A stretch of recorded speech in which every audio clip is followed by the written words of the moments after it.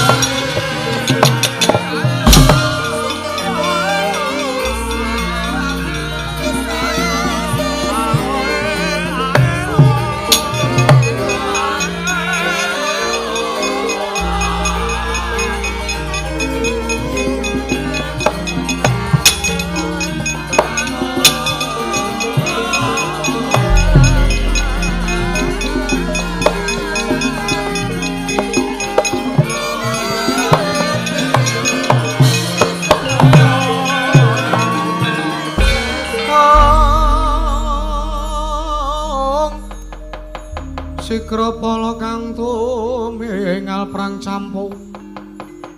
campo sanyong tali lertadet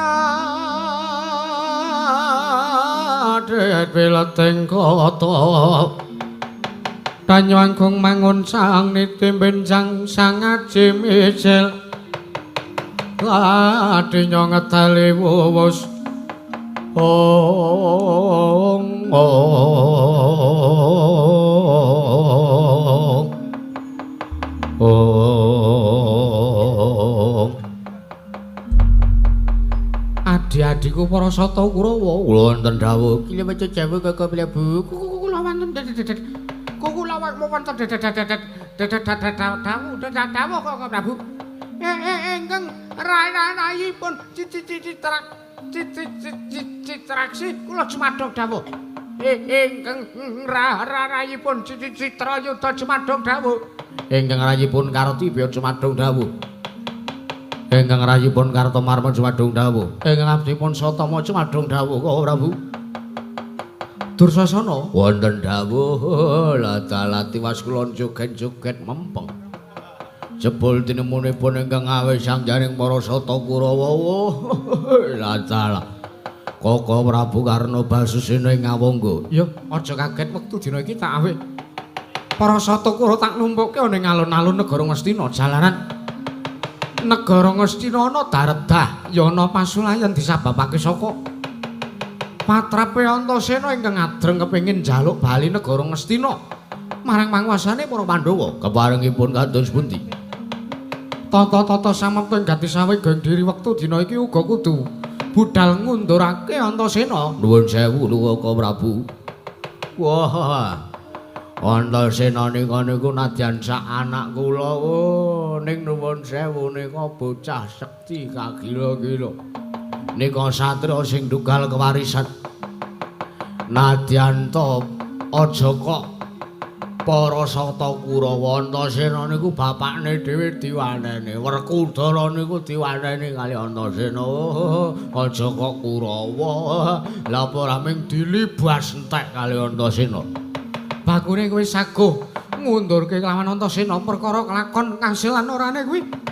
Mengko aku sing bakal tanggung jawab yen to ngasih Antasena berguguk utawaton ora gelem minggat, ora gelem lunga saka negara Ngastina sartane ora gelem murungake nggone adreng njaluk negara Ngastina. Mekaten kok Prabu ya, Dursasana ya.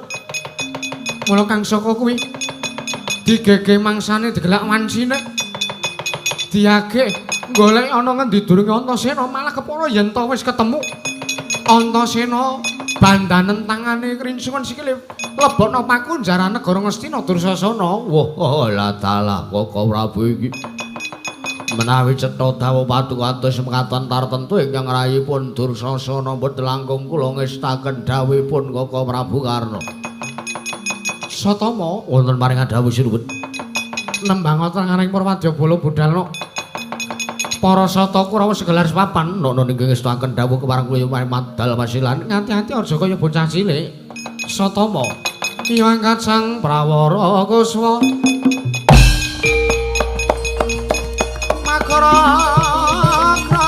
aku memang gekatari suarane pataku murah korban siting turangga pendebere munyo sauran mangungku pracena mangkat ing prang gambira sing prang sore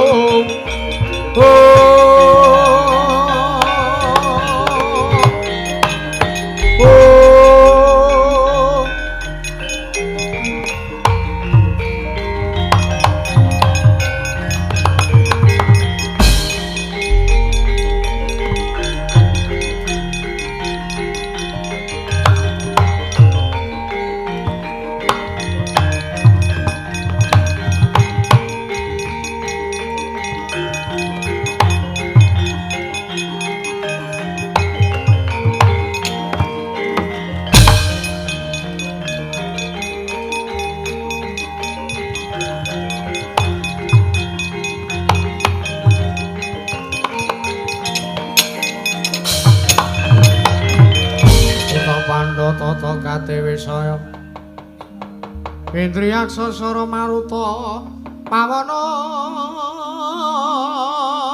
ana margana samirana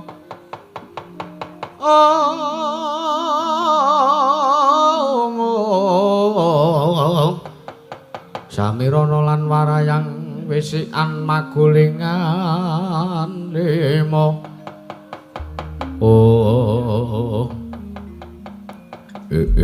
latala Raden Antasena sinuwun renggani sura iya sinuwun kepiye kabel kawusanane nggonmu kowe tak dawuhi supayane sowan ana ing praja negara Ngastina ingkang wigati ya kuwi njaluk bali negara Ngastina ana panguwasane para Pandhawa wis taturke ngersane Pak Duryudana sinuwun nanging malah sajake ning kono Pak Duryudana urung ngasi menehi wangsulan malah Senopati Ngastina sing sajak ora nrimake kelan apa sing dadi ature Antasena. Senopati Ngastina kuwi sapa? Senopati Ngastina ya kuwi Pakdhe Karna Basusena ing Ngawangga. Neng kono malah dadi pasulayan, dadi geger antarane Antasena karo Nata Ngawangga. Ya kuwi Prabu Karna Basusena. Mula kang saka kuwi sinuwun. Ndak rasa kanane wis kriwikan dadi grojokan geguyon dadi tangisan. Jer nyatane nggone awake dhewe bakal ngupadi ana ngendi durunge ya kuwi Paman Janaka, Bapak Werkudara, Bibi Wara Sembadra lan Bibi Wara Sri Kandyaka dene Siwandrawati sing ngoncat murca saka kaprajan. Ndak kira bakal dikukuhi lan sing mepalangi ora liya ya kuwi Siwa Ngawangga. Latala Antasena piye sinuwun ndak kira kowe aja ngasi wedi kangelan dasare mergo kowe iki satriya sing pengpengan eneng kene iki uga lungguh panjenengane ingsun yen to ngasi mengko kowe kalah ngundurke para sata Kurawa. Latala aja takon dosa Antasena mengko panjenengane ingsun sing bakal narabasing para sata Kurawa lan aku sing bakal miwiti perang gedhe Bratayuda yen ta pancen Kurawa cukeng sartane adreng kuwi negara Ngastina. Ngastina kudu bali dina iki uga nang panguwasane para Pandhawa. Yen ta kepengin perangane Pandhawa sing ngoncat saka negara Ngamarta bali menang praja negara Ngamarta Antasena. Sumangkah anggra sesumbar mawa lindhu bumi gonceng kumaluda kuntur katuk yen ngono Kurawa kae kudu didadaki nek ya ngono to sinuwun ya pancen bener ngono Raden Gatotkaca wonten paring adhawuh sinuwun Raden Antaraja wonten timbalan sinuwun Raden Setyaki wonten timbalan Sinuwun Renggani Sura. Waktu dina iki kudu dikepiyake, kudu dikencengi nggone bakal ngadepi kelawan Marasata Kurawa merga iki bakal ana perang gedhe. Digege mangsane digelak wancine Kurawa adreng ngukuhi negara Ngastina ora gelem balekke nyang para Pandhawa. Apa kelakon negara Ngastina gulung.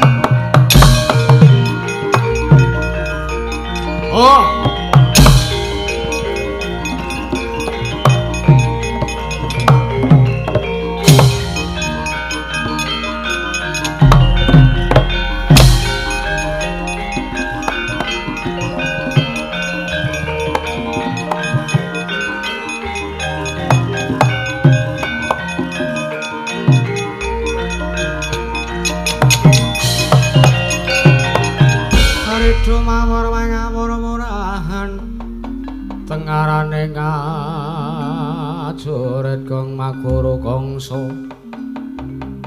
Gong Maguru Kangsa tetekadya butula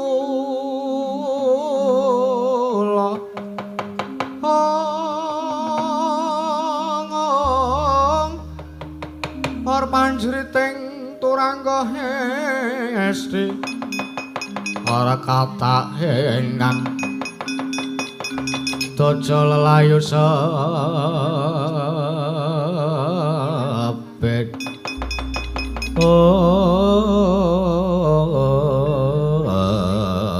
waidan menungso ora tatanan ngaglah bergagah kaya mentang-mentang kaya gendhe Setyaki Kakang Kartomarma bapamu yo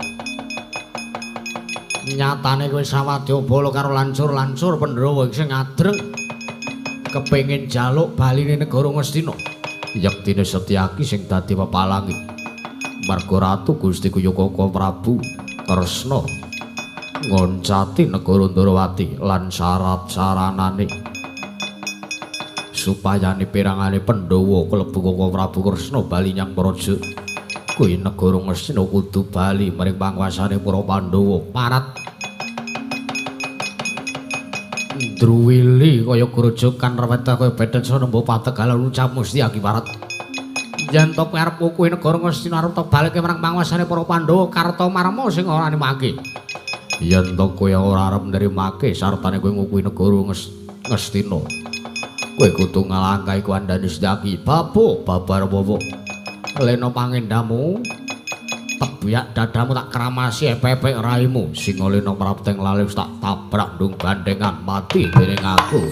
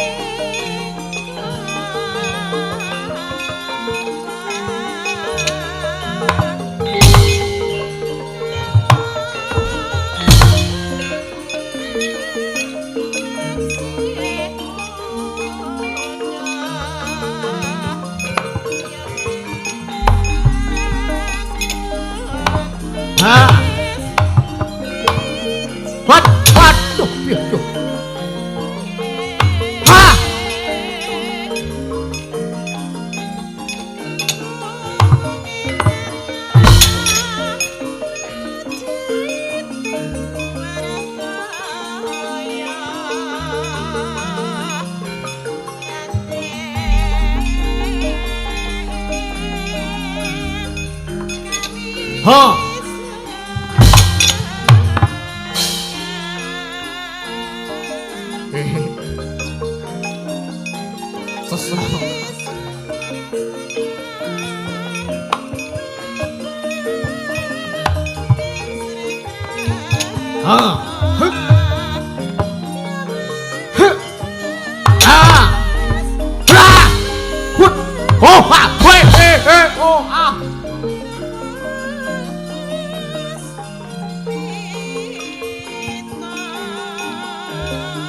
Musuh banget tandangmu Setyaki suwe ra petok terus kaya ngono.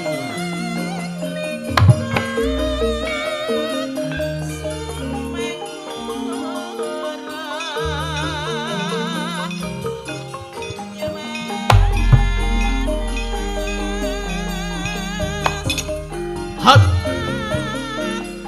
Dar. Ngrasake lara ta. Kel.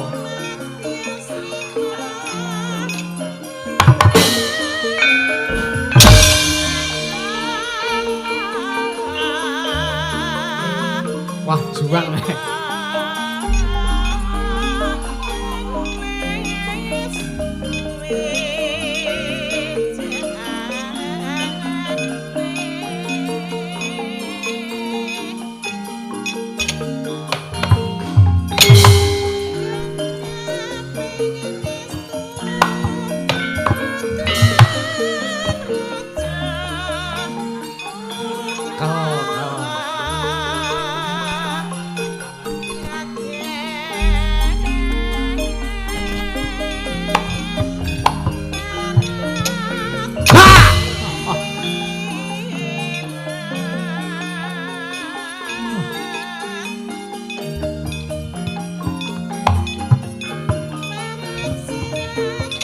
Ha candak sirahut hat ho ha wee kel ha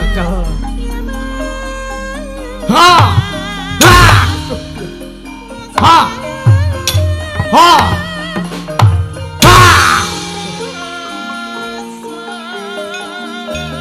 bật cái tangane lunyu.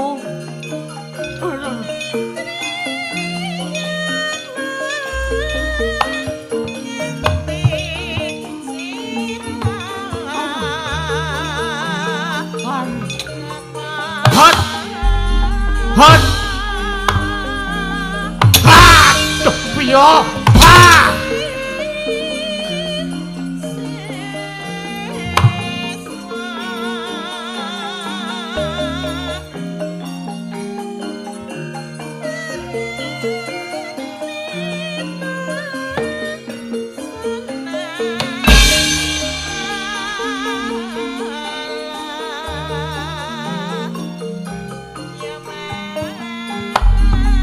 wah leleng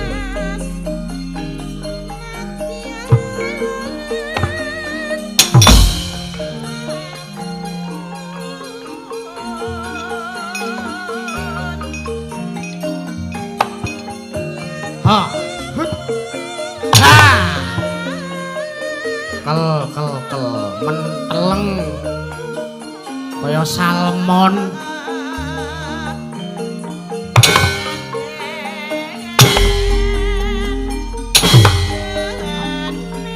Wantem cengele ya gak apa-apa lho piye.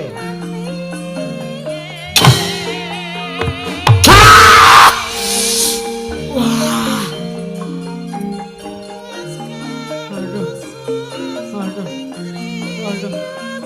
Aduh. Hot. Ha. Wes edan.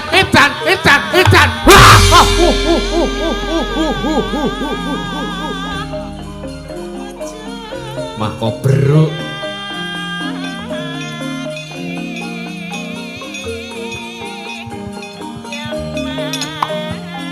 Hayo, arep tok apake aku, potong iki. Aduh.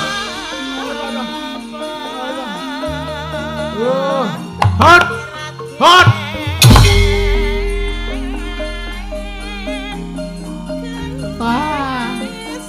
Mumes ndatku.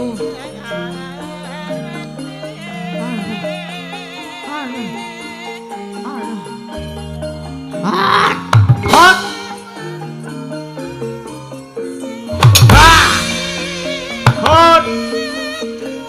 Hot. Tuh. Hot.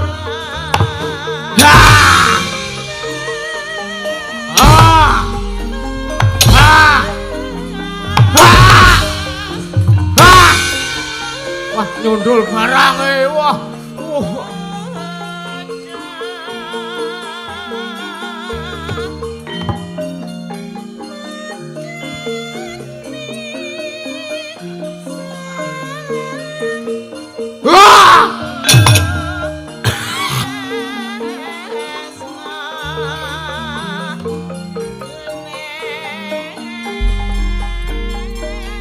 Ranggo inhaler kaya aku ya.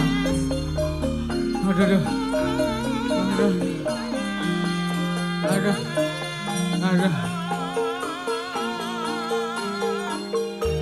Ayo, rene ae.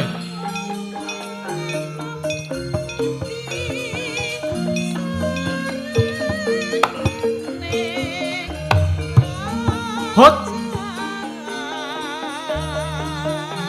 Ho. Hot.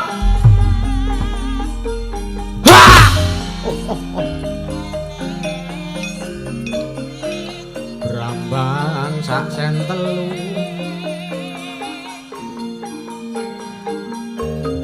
Ha. Hot. Ho.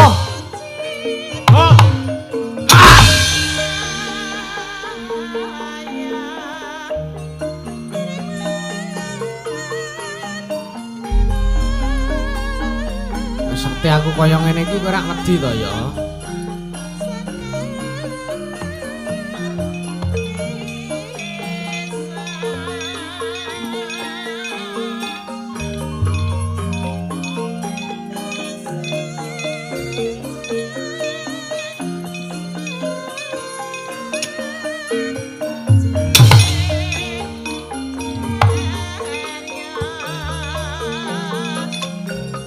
Hut.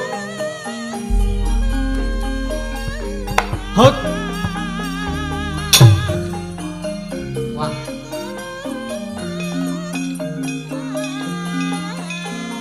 Ngene iki kok sembrono iki ora ning dinikmati kok. Kel. He. He. Oh, ha ha. Ha. Di katen batmu ndi?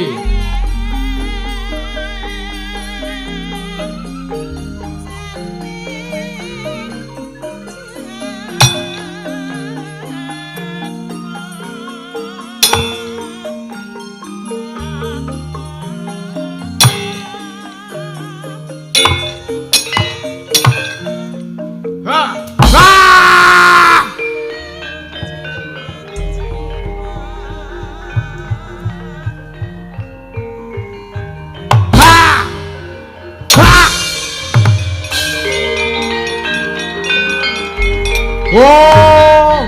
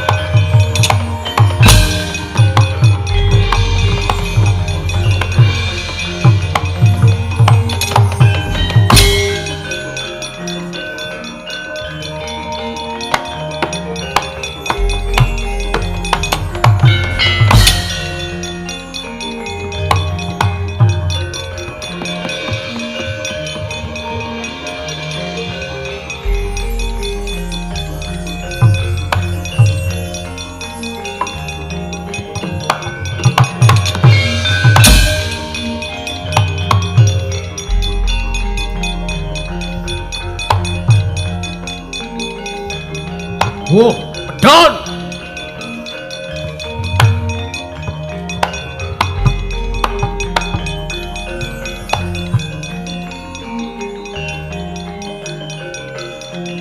Oh!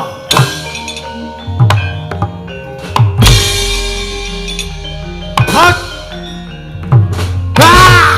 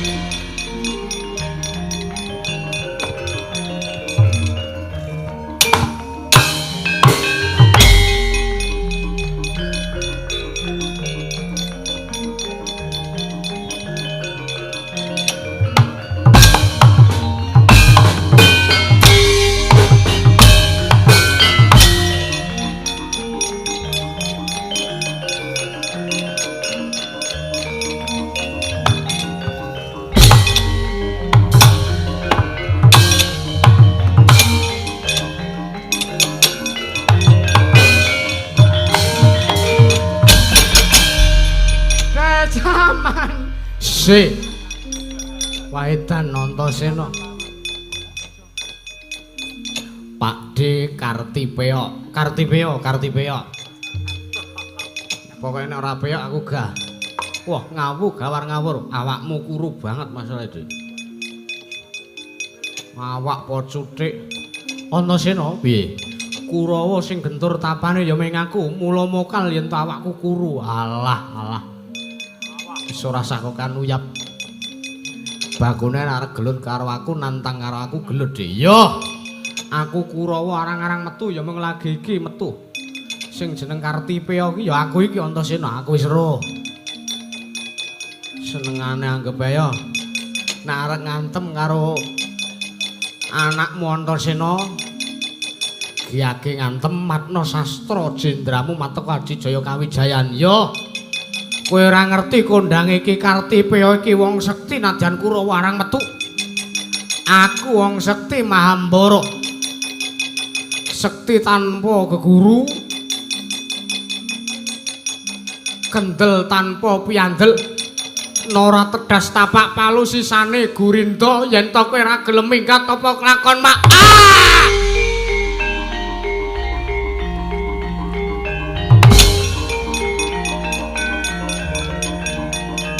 Wah!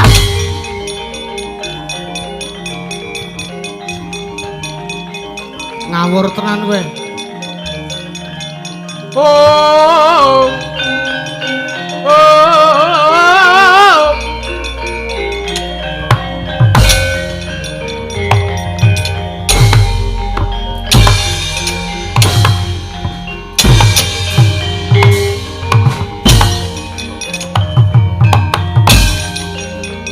Wah, kok ngene iki mundur wae.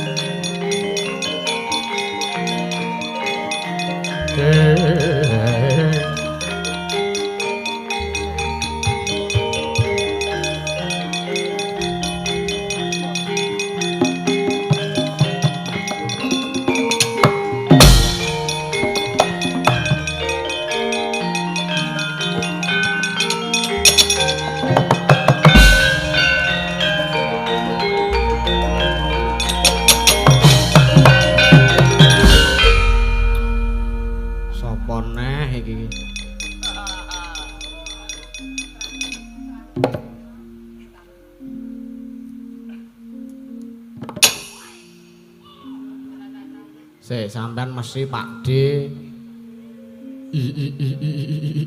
Iya. Ya aku iki.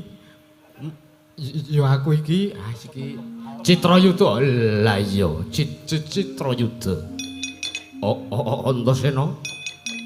Kowe ora gelem ngapa wajan Kurawae cacahe 100 sing waras ming sitok. Antasena. Piye Pakde Citrayuda?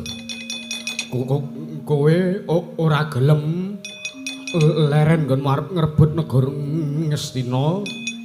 Pak Demu Citrayuda sing ora nrimake. Sampeyan ngejak apa tak ladeni, Pakde? Bakune aja gawe wong semene mangkel karo sampean. Ora Antasena. Ayo, aku karepku arep perang karo kowe. Ngasih aku kalah karo kowe, wirang bebarang aku.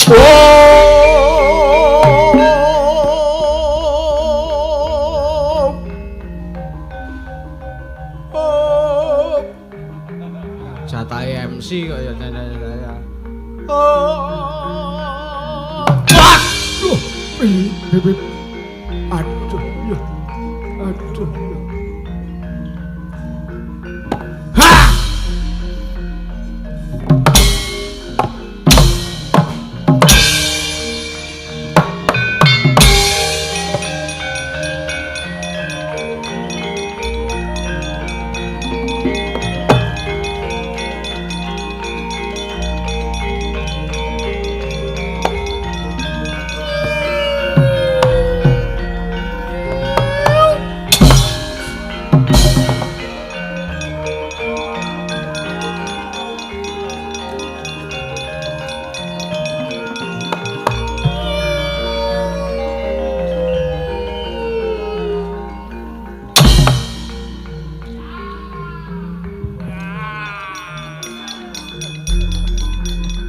dasar kowe.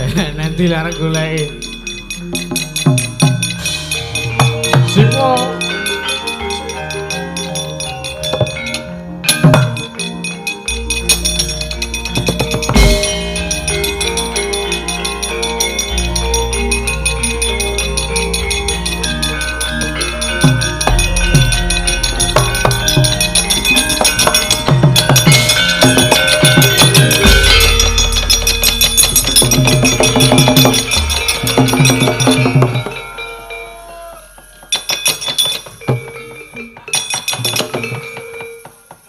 Atine deg-degan banget po ya. Sabar deh, sabar. Antasena. Antasena aku aja mbok gujeg. Ora sampean ora tak gujegi deg-degan kok masalah. Maju karo aku. Oh. Wong tuwa kok jirih karo bojo. Wes. Sabar. Antasena. Aku iki wong tua lho Antasena.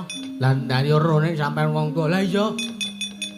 Kowe ra mecake karo aku Antasena. Piye? Jantungku iki lho. Iki wis rada lerem Antasena. Iki wis rada lerem Antasena. Lah ya sampean ki perang kok ya arep deg-degan ki apa ya iso apik le perang. Nyatane aku methoke karo kowe nek nganti aku kalah karo kowe aku isin Antasena. Tai. Kurawa kok ya kaya ngene to ya. Wis sampean saiki ditata atine, disemelehke pikire nek perang ya perang. Iya Antasena. Nek pancen arep perang ya perang, nek ora sida perang ya wis. Lah ya Antasena sabar. Sing sabar, heeh. Tarik napas. Dempet sejam. Modalane. Gua. Nah, tarik napas.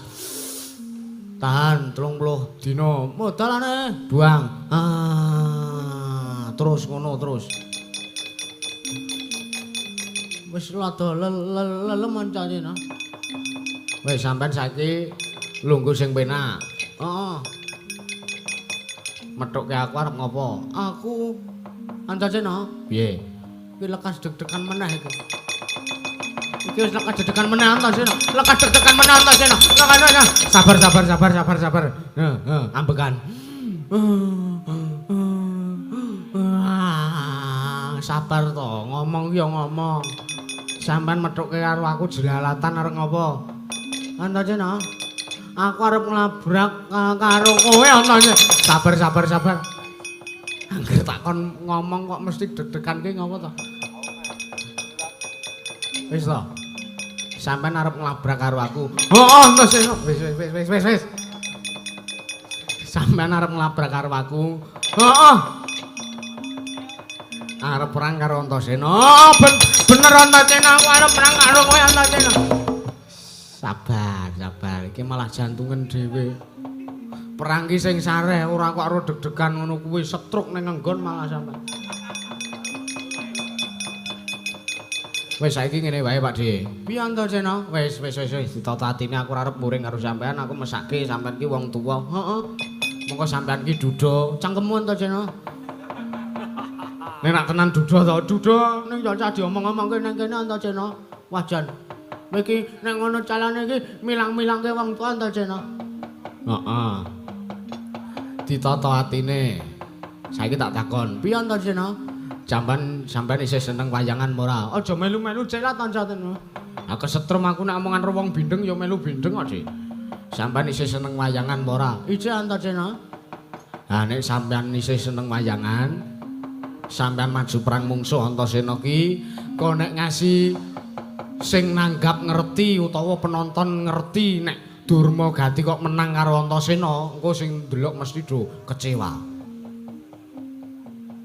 Terus kalepmu kok nek nganti ngerti Durmagati kok menang mungsuh Antasena, sing ndelok gelo, sing nanggap lara ati, taun ngarep sampean ora ditanggap meneh, sampean ning jero kotak basa. Apa sampean gelem ngono kuwi? Hah? Ora wangun to? Hah? Mula nek manut ature Antasena mbangane sampeyan menang mungsuh aku ning kewirangan, luwung sampeyan bali ning wangun. Wangun Antasena, wangun. Wangune sampeyan ora tatu mungsuh Antasena. Wah iya ya. Ha iya. Apa tak bali wae aku Antasena? Lah ya bali ya. Ngono malah apik ya Antasena. Heeh. Wis nek ngono aku tak oleh pulang karo kowe. Tak bali nek perlu patih sing tak kipu tak nggone gulung cilayan ta.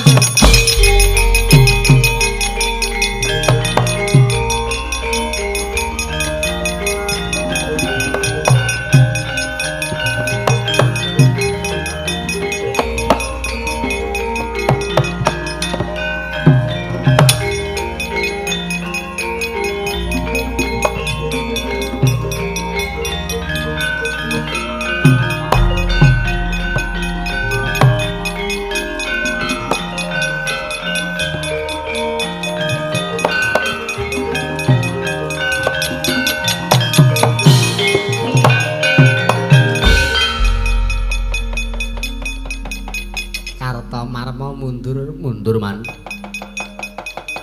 Mungsuhmu sapa? Setyaki Manedan. Setyaki saya gegirisi tandange. Kamangka bocahe niku kula sawang mripate abang. Elah. Setyaki iki nek agi ngono iki perang peng-pengan. Ngoten man. Iya. Antasena ora kepethuk kowe mboten man. Mbok bilih rombongan sanese sing kepanggih Antasena. Bejo-bejane kula ora ketemu Antasena. Lah nek kula ketemu Antasena apa ora ajur awak kula man. Heeh wis kana mundur to. Nggih man.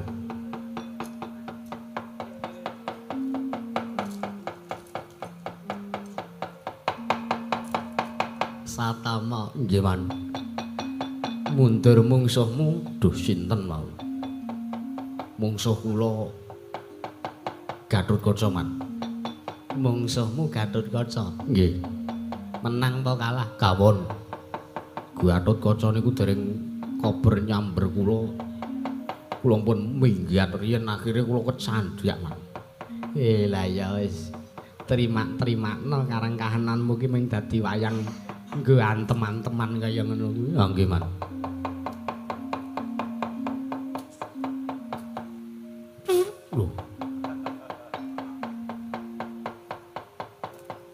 Kartipe ya nggih man mundur karo tatut ngopo nuwun sewu man kula kawon man rupamu iki lho jan aku nyawang rupamu kok pengen tak antil-antil wis awake kuru ndasmu gedhe menungsa apa wae iki sampean ki mbok yo ora ngece kaya ngoten lho man kula ngeten-ngeten pun berjuang kula niki pun maju niat kula apik niat kula niku nentremke negara Ngastina wondene kula kok isih dipaido niku lara teng ati man ya ora apa-apa wong iki Kurawa ora tau metu ya mung ngake pisan iki kowe ditokke nggih man wis kana mundur kula metu pisan pun lega man teng ati penak saya nek kula metu pindho sesuk mangtoke meneh tergantung stamina njaluk pindho nek awake wis apik ya mata. Endi iki liyane iki? Nembe dicipok, Man. Iyalah. Den bagus Dulmagati. Dulmagati, Man. Iyalah. Mundur kok sumringahi ngapa, Dur? Kulawa kepanggih kali Antasena. Heeh. Antasena matur kali kula. Heeh. Pak Dulmagati sampean pengen wangun apa pengen kewilangan? Lho tegese nek sampean pengen wangun luwung sampean mundul ora cah cida pelang karo Antasena. Mbangane sampean kewilangan sampean maju mungsu Antasena ning Antasena kalah Dulmagati kok menang karo Antasena sing nonton kecewa. Mula luwung sampean bali oleh cida pulang kalau Antasena ning wangun. Nek ngoten niku nggih sae to, Man. Apik. Heeh. Wis kana mundur. Lah nggih, Man. Kulawa sanese do kula kandhanane mboten sak maju belang. luwung mundul ning wangun tinimbangane maju menang ning kewilangan. Wis tak iyani wae. Ngaten nggih Man.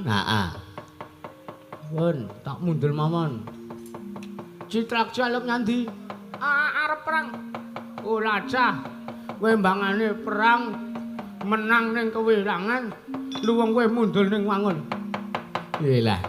Kurawa ana sing mangga puli. Anak Prabu Karna kula semanggaaken.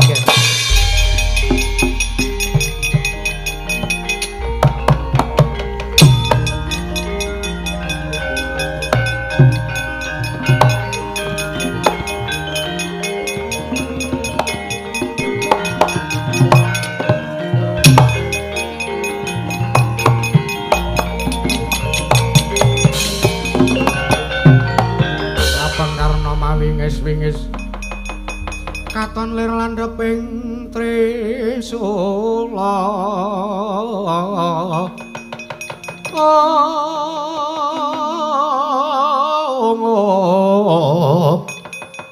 netra marakata katon lir kabarana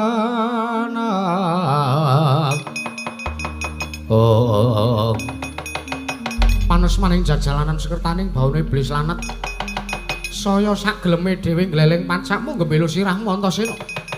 Ora pangling kae tak sawang saka kene sing jenenge Prabu Renggani Sura. Prabu Renggani Sura. Aja ngasi kowe ketemu sak pejagong adu arep kelawan Nata Ngawangga tampanana pusakaku Kyai Kuntawijaya Ndanu. Kowe iso kuwat nadhahi pusakaku nak sembah dlamaamu sawe taun marang.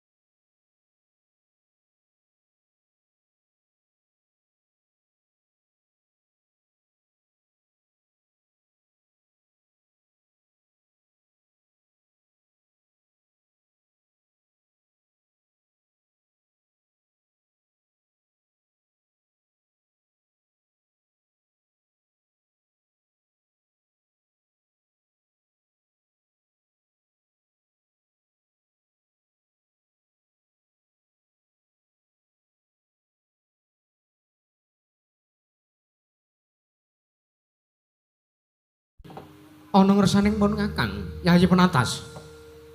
Tobat. Gawe kaget sotaning manahe adimu. Kakang Prabu nimbali kelawan adimu Penatas. Ana ing Kedhaton negara ing Hargapeni ana wigati apa Kakang?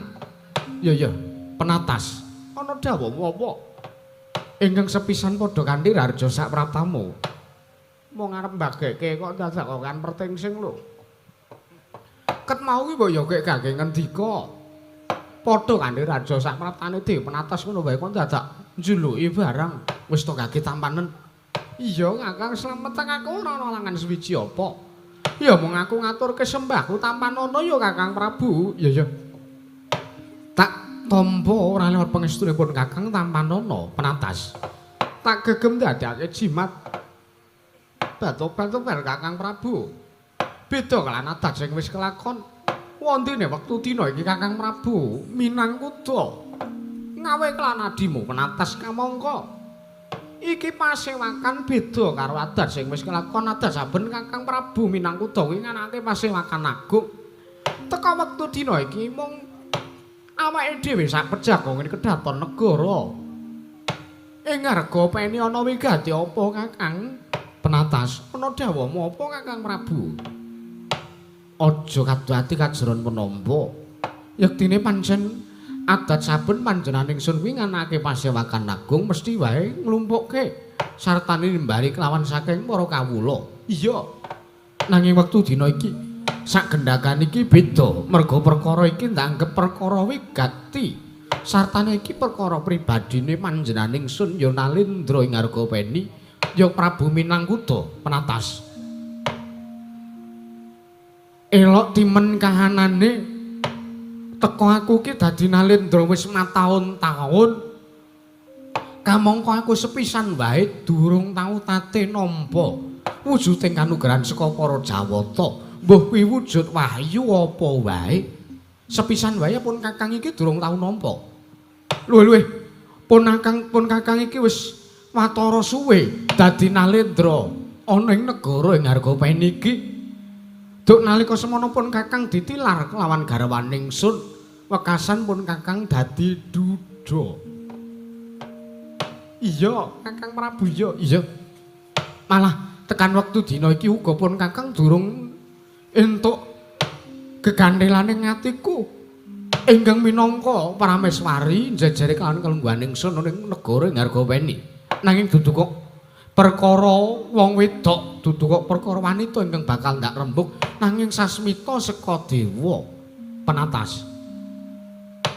Tulung bengi kepungkur ana ing dina syukur kasih aku ki entuk sasmita saka para Jawata lumantar pasumenan sing wis tak tampa. Wangsit sing dingendikake dening para Jawata kelawan aku ora liya ya kuwi dewa dawuh kelawan Prabu Minangkuda. Minangkuda jeneng kita bakal kunca Ranjayeng Bawana. Kalemun ta jeneng sira ya jeneng kita goleki wujude ya kuwi manuk utawa peksi ingkang aran peksi antat wulan. Mula kang saka kuwi Penatas. Anane aku nglumpukke kelawan Siadi ya Yayi kadangipun Kakang iki wektu dina iki mung ngarep tak kanthi sak pejagong sartane dina sak pengkuk bakal tak kanthi golek ana ngendi dununge manuk ingkang aran peksi antat wulan kuwi Dewi Penatas. Kagyatri sang kapirangu rinangkul kinempet kampet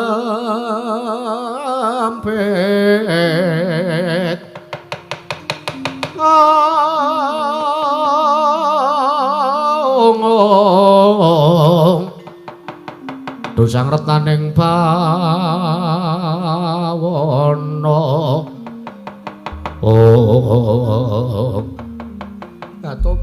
tobat Kakang Prabu.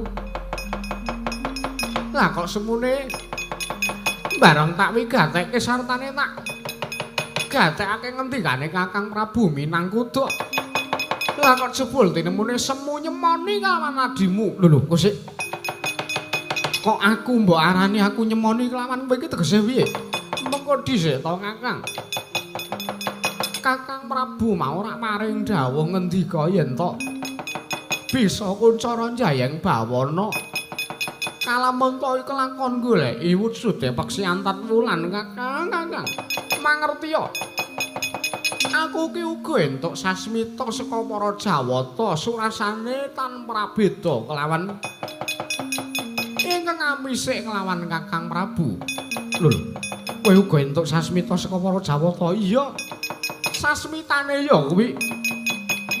Aku bakal entuk kanugrahan kang aran Wahyu Babuning Ratu ya Wahyu Baboning Ratu. Kalamun aku kelakon ndahar utawa mangan ya kuwi wujude sirahe peksi antat wulan Kakang kula ndak kira nyemoni ngendikane Kakang Prabu sing kaya mangkono kuwi mau Kakang Prabu Minangkuda. Jaja muntabler kinentat duka yayasine biyen sinabet mring sagedheng bal murab tatitahana. Oh, bat. Kaya dadak nyampar gelas barang. Apa sampean arep nesu ngono? Ora, penatas aku ora arep nesu. Ya mung semune wae aku nyampar gelas iki. Mergo aku gumun lah kok teko dewa bar misik nglawan aku tumuli mampir ning nggonamu. Kel. Atup-atupan boyo ora sasa ngendi kok sing aneh-aneh. Dadak ndagel barang. Penatas ana dawamu apa Kakang Prabu? Yen to mangkono wis cetha dawing dewa. Kamangka ora mung dawing dewa sing ngendikake yen to aku kelakon goleki wujude peksi antat wulan nanging aku bakal kuncara Jayeng Bawana sartane bakal entuk Wahyu Ratu ya Wahyu Nalindra. Kalamun aku ndahar utawa mangan wujude ati saka peksi antat wulan kuwi mau batu malah yen ngono wis saruja sartane wis mathuk. Ngenteni sesuk apa Kakang wektu dina iki awake dhewe kudu budal. Golek ana ngendi durunge peksi antat wulan Kakang Prabu? Ayo tandherekake penatas.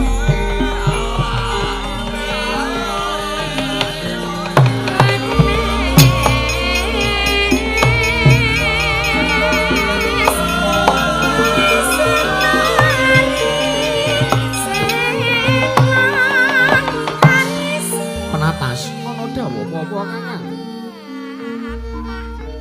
Prayogane yen nggone awake dhewe ngopadyana ngendi durunge peksi antat wulan. Siadi lumaku menyang kulon tumulipun Kakang bakal lumarep ana ngiring wetan. Banjur mengko yen to sok sapa sing ngentokake kelakon kasembatan gayung goleki nemokake wujuding peksi antat wulan uga kudu didumrata. Kakang ya yen to mangkon aku mung manut kelawan dawuh sabda pangantikane Kakang Prabu Minangkuda. Ya wis ayo wektu dina iki budal penatas.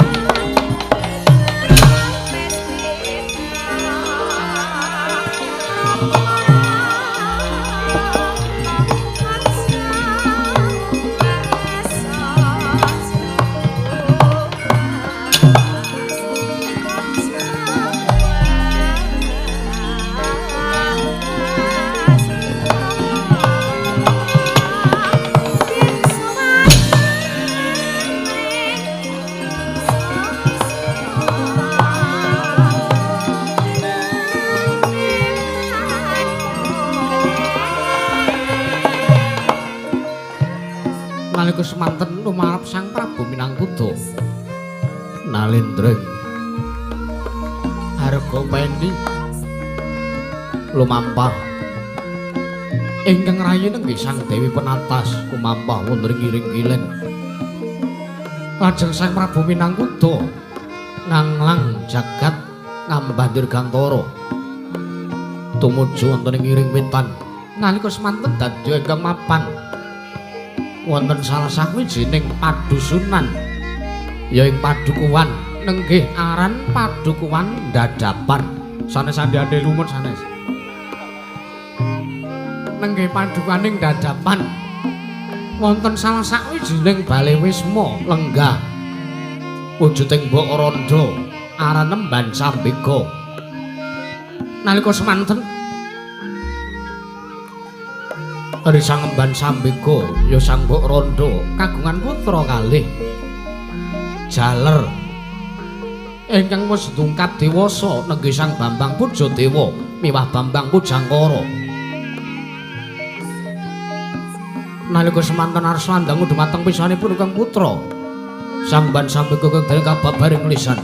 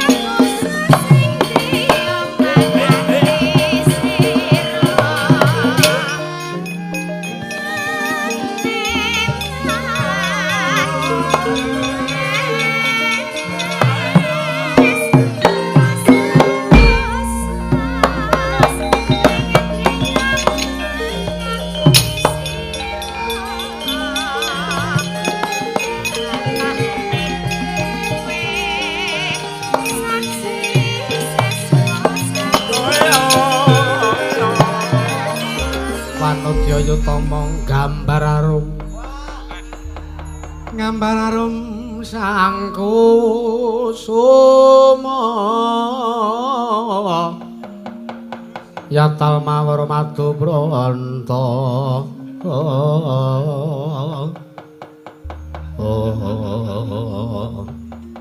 Mbak Yu ngatilah ngapa ngeling-eling ngadepan kok malah lengu kaya ngono ki ngapa ta? Sambega. Ono apa? Mambu jujan apa kowe? Iya iki ambune. Sapa sing mangan? Aku, Bule. Najan iki bocahmu yang tata. Piye mak iki kok diawe Tante Sambega? Tante. Tuwekan kok ngono tak celuk tante. Ngene. Ngapa aku tak celuk kene iki ngapa? Mbak Yu ngatilah. Ngapa? Aku ki bingung. Anakku lanang loro kae sing seneng Pujadewa karo Pujangkara. Wis seminggu lunga saka omah ora bali mongko lungane ora pamit. Kira-kira ki do lunga menyang endi? Mbak Yu, aku kuwatir. Aku wedi yen to ngasi mengko ana kanan ingkang ora prayoga ingkang nemahi karo anakku Pujadewa apa dene Pujangkara. Mbak Yu ngatilah. Ngatilah kang malegak leguk. Kagiat sotaning penggalih. Syukur sisan. Kowe iki wis 3 taun randha. Biyen mula ora wis tak omongi ta. Golek bojo ki sing tresna welase ngati. Saikine kowe digawe lara ora wurung kowe mung dadi randha. Blaketung tak matamu kowe ra.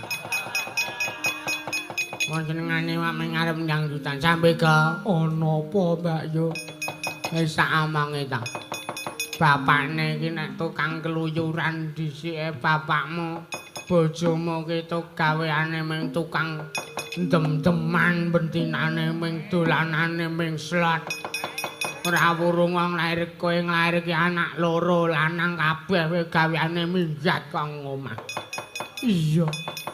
wingi bar minggat 3 sasi bali 2 dina saiki minggat nek seminggu yo aku ndek anak kok ngono tak cites ben mudiar sisan ya aja kaya ngono to ya Mbak ya wis tak cintani wae nek can bocah iki eling omah ya bali nek ora bali wis ta dipestekke 3 dina nek ora bali wis gek diyasinke wae dianggep anakmu loro kae wis modar sambega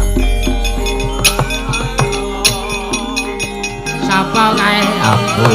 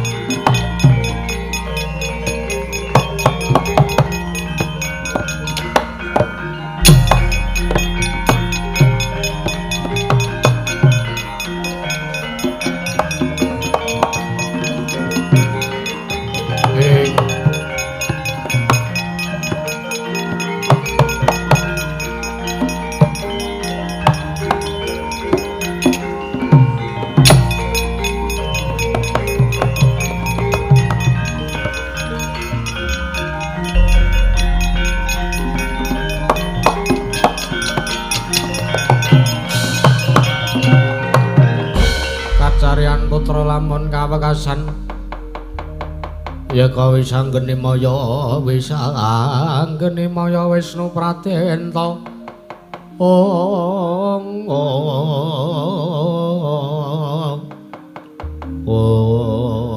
laki anak tapir mulih boyo ora ngono utama ora aku mangkel endi anak ora diupakara gawane minggat wae kowe wis kangen kowe luthuk kaya ngono kowe ora. Cengkule anu benjut kaya ngono kowe ora. Sambega ki anakmu ki lho, sawangen ki lho. Iya, Mbak Yu, mbok yo ora kaya ngono. Aku ki sing mbokne anakku loro kowe ora muring, kowe kok muring-muring. Ya muring-muring kan apa ora. Kowe ki ndek bapak, ndek bojo. Mung gelem le akon kowe mlumah meteng tinggal. Witekno nek wis lakone kaya ngono aku dhisik janjane ya ora karep. Ayo ora karep Bapak. Barang ngerti rasane enak terus karep. Puja Dewa, pujangkara kowe do saka ngendi? Nuwun pangapunten Kanjeng Ibu. Kula sampun damel kuciwa manahipun Kanjeng Ibu sambega ora dadi ngopo. Inggih. Lungamu seminggu saka omah ki menyang endi? Paling ming ngapa mendem bang apa? Aja ngono to, Mas. Meneng cangkem. Mangkel aku. Ndek prunan kaya ngono jute nak cites-cites wingi-wingi. Mbok ngatilah mbok sampun kados ngaten to, Mbok. Ayang. Kabeh iki mergo patramu, nang patramu ora kok ngono aku ora nguring-nguring dapurmu. Mbak Yu, mbok yo wis apa? Anak celeng to openi.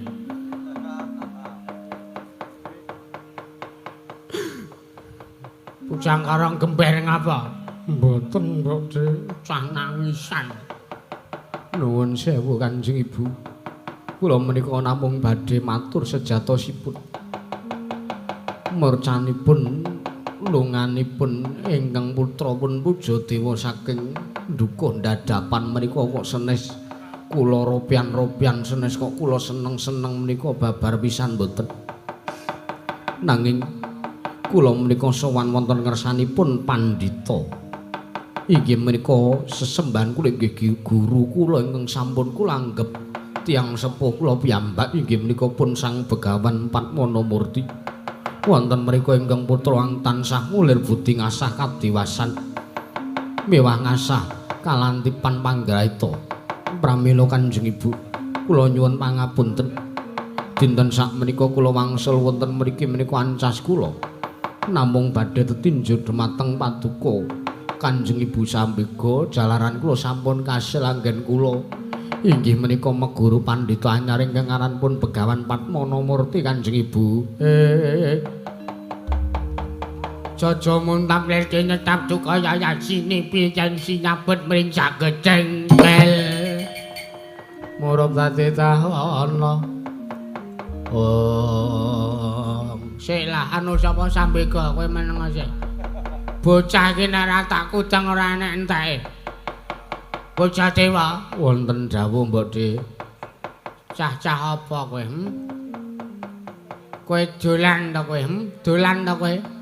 Seminggu kowe dolan to kowe? Dolan karo kanca-kancamu. Dolanan slot kowe? Mboten, Mbok De. Kula menika benten kanan rencang-rencang. Balah bedane apa? Rupamu ya padha. Nanging sampun kula aturaken ngersanipun Ibu Sambega. Bilih lunganipun Kang Putra menika mboten kok ateges seneng-seneng kalan kanca-kanca. Nanging meguru ngersanipun Sang Begawan Padmanamurti. Alah meguru-meguru taek wae. Jalah takon kowe seminggu meguru entuk-entukanmu apa, he?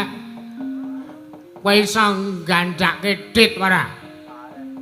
Kowe iso gawe supayane mbok demo sugih ora? Meguru ora ana gunane. Meguru kuwi nek kowe meguru piye carane sugih? Meguru mung meguru tanpa ana artine, tanpa ana gunane. Jajal entuk-entukan mawon apa? Nuwun sewu, Mbok De. Kula meguru menika ugi pikantuk kasil. Kasile apa? Kesel. Ha? Kesel. Kowe diospek karo gurumu. Ha? Entuk-entukane apa tak takon? Nuwun sewu, Mbok De. Kula aturi sumingkir riyin. Kasilipun menika badhe kula aturaken dhumateng Ibu Sambega. Inggih menika kula pikantuk wujudipun peksi sak mangke kedadipun gula wentah dening Kanjeng Ibu.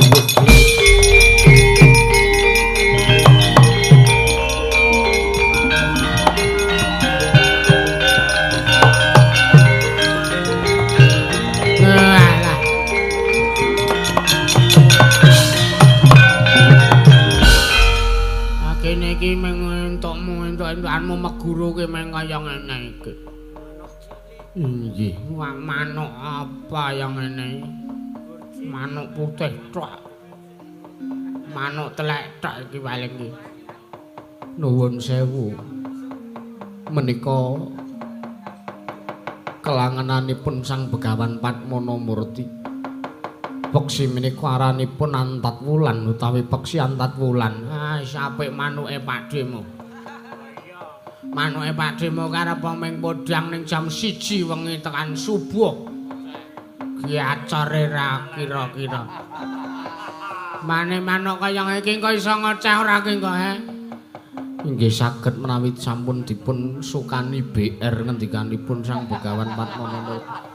BR nggih pitik ora guru ora dong kewan. Apik manuke Pakdemo mbok mau nek kowe lunga meguru kowe mung arep njaluk manuke mbok omong Pakdemo manuke pirang-pirang. Enek sing ireng, enek sing kuning, enek sing coklat, enek sing putih. Inggih, nek sing ireng wis gawane Pakdemo ket dhisik, wis tuwek manuke. Nek sing kuning ki mergo kleru le mapake. Dadi wernane kuning. Bojo dewa wonten dawuh Kanjeng Ibu. Manuk iki utawa peksi Antat Wulan iki dawuh Sang Begawan kudu dikepiyake. Ngendikanipun Sang Begawan Padmanamurti. Peksi menika sanes kok wujudipun peksi limrah nanging peksi menika mbeta. Inggih menika wujuding kanugrahan saking para Jawata. Iya. Aran Wahyu Ratu utawi Wahyu Nalindra miwah Wahyu baboning ratu. Dawuhing Sang Begawan Padmanamurti. Wujuding peksi menika kedadipun masak tumuli jeroan utawi atinipun peksi Antat Wulan kula ingkang nedya. Anedha wujuding ati utawi jeroan. Lajeng ing sak mangke sirahipun peksi ingkang nedha rayi kula inggih pun pujangkara Kanjeng Ibu. Yen to mangkono wektu dina iki ndak cawisake sartane ndak sugatake kelawan sira nggih manggurumi. Sebab dereng paripura anggen kula sewita ngersanipun Sang Begawan Padmanamurti ngendikanipun peksi menika kedah kula titipaken wonten ngersanipun Kanjeng Ibu Sambego. Lajeng ing sakmangke anggenipun badhe masak tumuli kula ingkang anedha nengga wekdal ingkang trep Kanjeng Ibu. Mangkono inggih. Mbok di ngatilah. Ngapa? Kula titip peksi menika. Heeh, kok tak kurungane. Nek mudhar utu salah kula, mboten. Jernyatanipun menawi seda peksi menika menawi mati taksih saged dipun dhahar. Alah, haram. Lho, liripun mangan batang kirain cuk. Nek lara nek ki upama lara iki wis ketok glong mripate wis putih kaya ngono. Teleke putih ora? Mripate wis putih kaya ngono cethok kuwi manuk ra sehat. Wis kok nek lara wis sakaratil maut kok tak bolehe tak kene mangan kowe. Ngono wae rasa kokean pertingsing. Inggih, Mbok Dik. Ingkang bakan kula titip peksi antat wulan. Sapangke kula badhe wangsul wonten pertapan nipun Sang Begawan Padmana Murti. Kanjeng Ibu titip.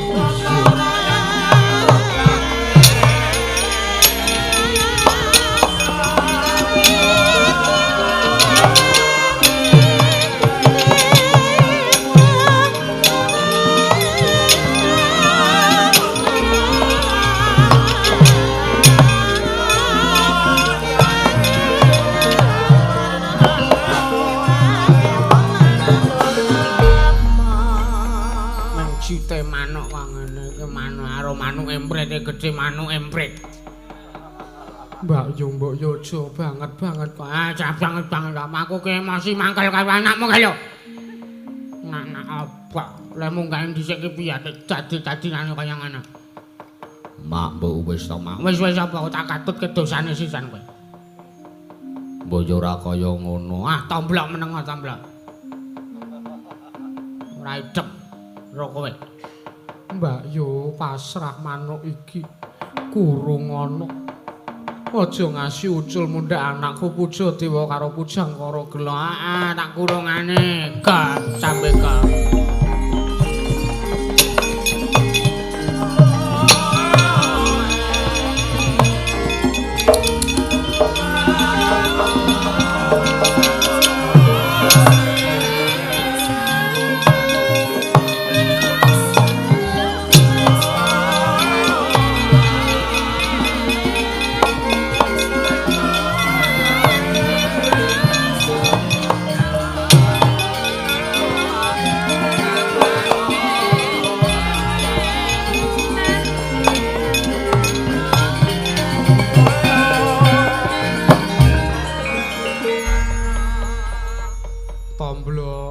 Pripun le?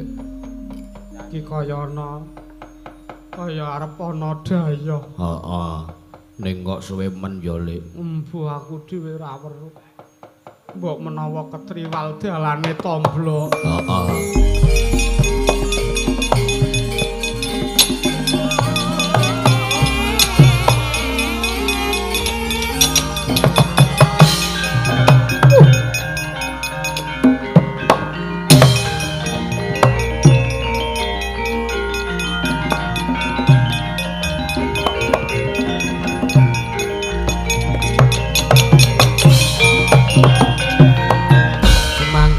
Sesumbar mawalindra bumi gonceng kumanudha kuntara gato pemop sang jalane diye waduh lah kok teko dadi kanane ngedapi-dapi ning atase aku mlebu ning wewengkon sing ana tulisane aksara Jawa pedukuhan ndadapan. Lah kok aku nyawang ana sewijine iki pendopo ning kok cilik. Sing sumunar tejane, lah dalah. Jebul bareng aku mlebu ning pendopo cilik iki ana sewijining wanita. Kowe sapa? Nuwun sewu. Kisana nitik saking busananipun Maduka menika Nalendra. Iya, kowe sapa kowe? Kula kawula mriki. niki tandha sinuwun. Mbok yo ngono. Kula sampun gadah semah ding ora aku luwih percaya karo omongane teko mburimu kae. Teko dengkule amblek. Nyeng-nyeng kaya dhisik ki aku yo ayu banget, Pak. Paduka sinten sinuwun? Tebungake. Oh sik jenengmu mau sapa? Kula ingkang abdi pun Sambega. Kuwi lho, Sambega. Wonten dawuh Tepungake yen to kowe pengen ngerti kelawan aku. Aku Nalindra. Nalindra ya Jejulukku Prabu Minangkuda. Wondene aku saka negara ing Hargapeni, ya aku iki Nalindra ing Hargapeni. Sinuwun Minangkuda ing Hargapeni. Ya. Nuwun sewu sinuwun.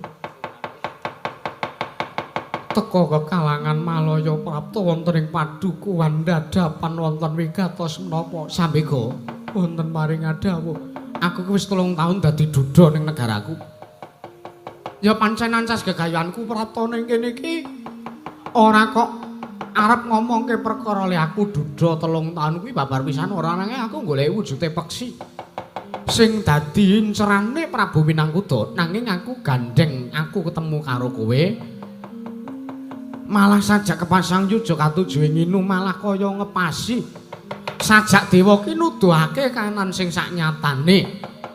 Waduh. Kowe randha aku duda. Kowe rak ngibarate tumbuh entuk tutup to Sambega. Ngati-ati lho, Dik, ngati-ati.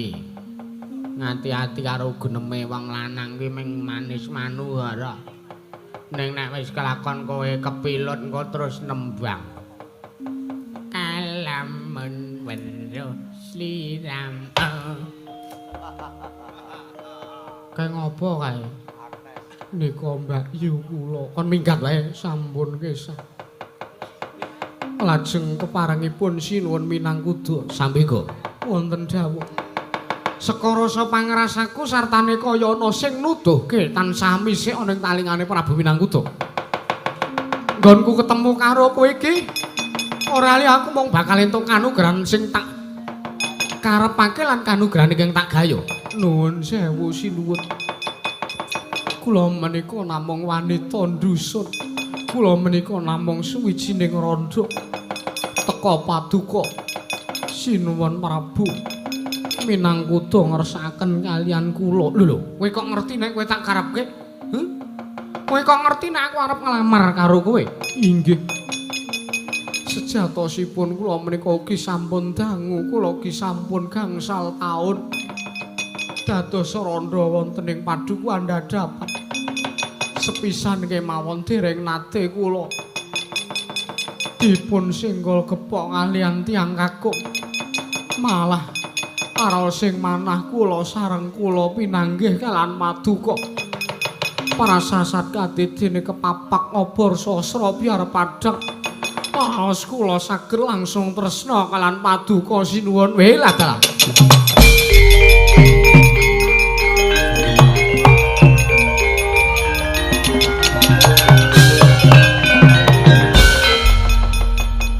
Yen to kaya mangkono kowe gelem nampa apa kang dadi penglamare Prabu Minangkuda?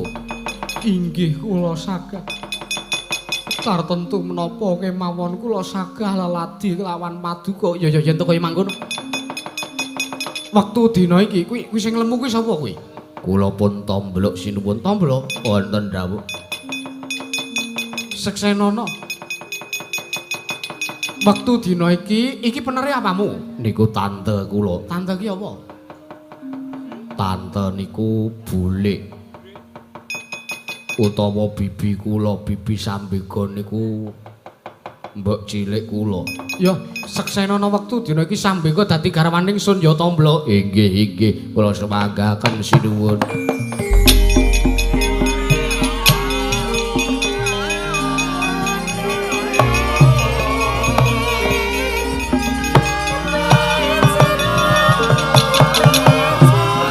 Ayo ning endi kamarmu? Mriki.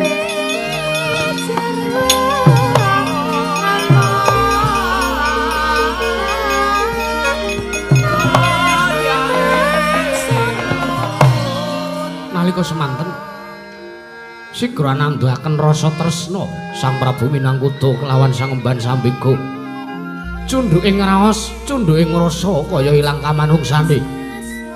Prasasat kaya wujuding singa barong ingkang weruh kidang nganti kaya kumbang nanging sepsarining puspita mrengeng manuhara ponang kumbang. Nalika semanten nambrengeng ponang kumbang ngupaya sarining kembang ngenya wong salwangsul ngupaya riwusnya wis tanggap papan dening kembang sigra denisep kongsi tuntas antuk jatining pamarem Sang Prabu Minangkuta wau kekalih sigra sari anata jaling uswa mewah keketeking jantung ingkang prasasat kaya dene wong salwangsul munggah gunung mudhun jurang ngene terus ngene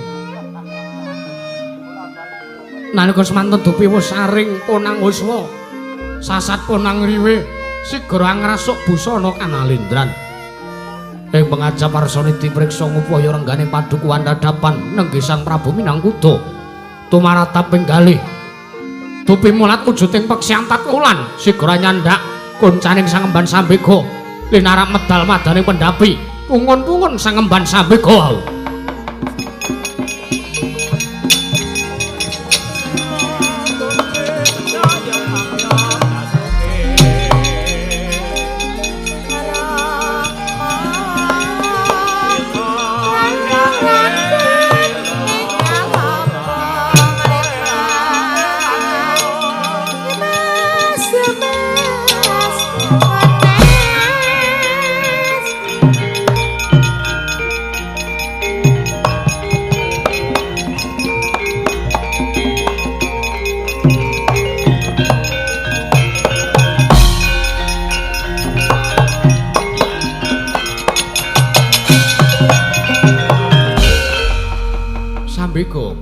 wonten dawuh sinuwun aja kaget kowe tak larak metu ning kene inggih keparengipun lah kok jebul ora kanthi kanyono-nyono aku niti priksa kelawan omahmu ya bale wis mau kene ya omahku mergo aku saiki dadi garwamu ya najan to iki mung kumpul kebo mergo urung ana kawula ing kene sing padha nyekseni inggih keparengipun kados pundi sinuwun Sambega wonten dawuh lah kok kae ana ing pojok omah kae ana kurungan mongko kurungan kuwi isine peksi utawa manuk lah kok jebul tinemune sareng tak mespadake kae wujuding peksi antat wulan ora ngono kae entukmu ngendi Sambega nuwun sewu menika darbekipun utawi menika gadhanipun anak kula pun pujang kara mewah puja dewa. Kowe duwe anak? Inggih. Yen ngono kowe rondo anak loro? Inggih. Ya wis ora dadi ngopo sing penting isih katon seger sartane. Ayo ta? Inggih sinuwun. Iya. Kados pundi wonten menapa? Gandeng senengipun kalan peksi gadhanipun anak kula. Sambega wonten dawuh. Mangerti kok. Tolong bengi kepungkur iki aku entuk sasmita saka para Jawata kalamun aku kelakon nemokake wujuding peksi antat wulan dawuhing dewa aku ki nedha utawa mangan wujuding ati utawa jerone peksi antat wulan lho kang saka kuwi wektu dina iki ndak jaluk peksi kae masakan antat wulan kae masakan banjur aku tak lunga luwih dhisik saka padukuhan dadapan kene aku arep sesuci diri resik kalawan jiwa ragane Prabu Minangkuta. Inggih menawi ngaten kula namung sendika ndherek dawuhipun paduka. Pun sinuwun Prabu Minangkuta nanging nuwun sewu menawi sakmangke ngantos anak kula mangertos bilih peksi kelangananipun sampun seda kados pundi. Perkara kuwi tak pasrahke karo kowe kepilih arep ngapusi karo anakmu. Mergane kowe saiki wis saguh nampa katresnaning sun, kowe kudu saguh sartane kowe kudu gelem ngeboti kelawan aku. Mangkaten sinuwun yo. Wis ngono wae Sambega. Aku arep golek pitung sendang panguripan cacahe kinari aku sesuci diri lahir lan batinku Sambeka. Inggih sinuwun.